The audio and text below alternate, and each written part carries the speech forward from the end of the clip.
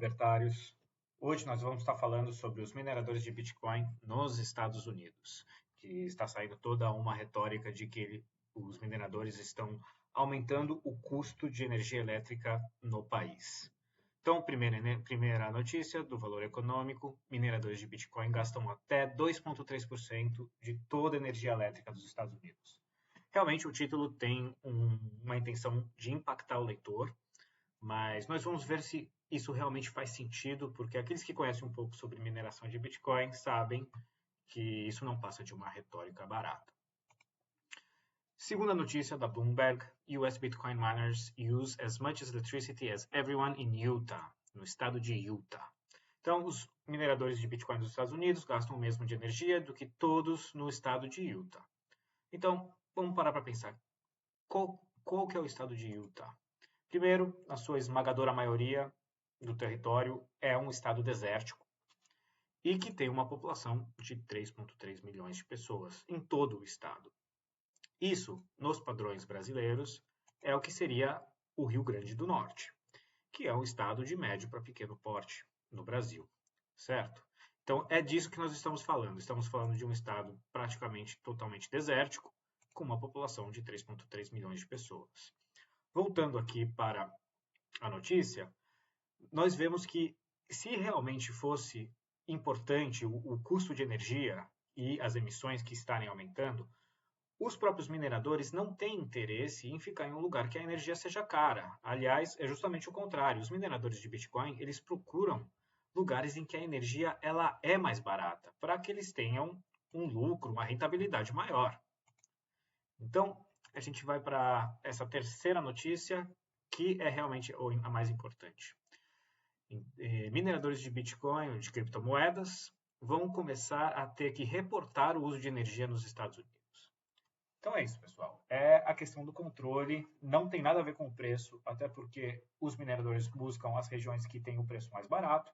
Se o preço da energia elétrica está aumentando, nada mais normal do que eles deixarem o lugar. Então, em uma comparação com países do mundo, nós vemos que o Bitcoin consome, de certa forma, até pouco. Peguei em comparação com a Colômbia e a Áustria.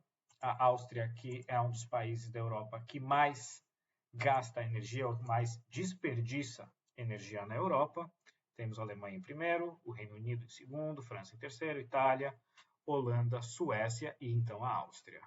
Ou seja, fazer essa comparação entre países não é algo honesto, até porque a Áustria ou qualquer outro país tem um consumo mais centralizado de energia, enquanto o Bitcoin está diversificado no mundo inteiro, está descentralizado. Se pegarmos o consumo de energia elétrica dos mineradores ao redor do mundo inteiro, então o total de energia do planeta, nós temos que o consumo de Bitcoin é 0,117%. É menos que 1%, é menos que 0,5%. É totalmente irrisório. E se pegarmos com outras áreas, e olha que essa notícia é do Fórum Econômico Mundial, nós vemos que o consumo de Bitcoin não chega nem perto dos consumos mais elevados, que é o de aviação, de transporte aéreo, de transporte marítimo, o próprio ar-condicionado. Ou seja, não faz muito sentido essa retórica de que o Bitcoin consome muita energia. Mais adiante, Bitcoin comparado com o ouro, ou comparado com o nosso sistema bancário, essas são as emissões de gás.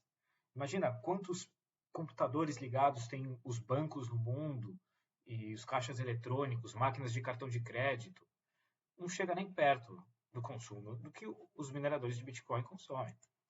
E para finalizar, eu gostaria de dizer, fazer uma comparação, talvez uma brincadeira, que a mineração de Bitcoin consome menos do que a área de gaming.